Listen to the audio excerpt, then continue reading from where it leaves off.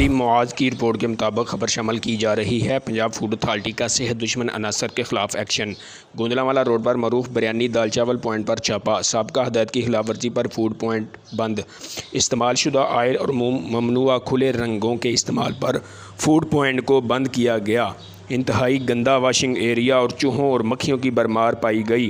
گندے فریزر، ناقص سٹوریج اشیاء خورد و نوش کو زمین پر رکھا پایا گیا۔ مسلسل قوانین کی خلاف ورزی پر مالک کے خلاف مقدمہ درج کر دیا گیا۔ ناقص اور غیر معیاری خوراک انسانی صحت کے لیے انتہائی مضر ثابت ہوتی ہے۔ D G food authority Jahangir انور۔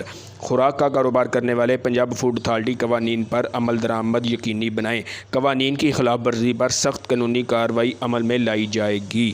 کیمرہ مین ساجد علی کے ساتھ علی معاذ، نیوز 4 گوجرانوالہ۔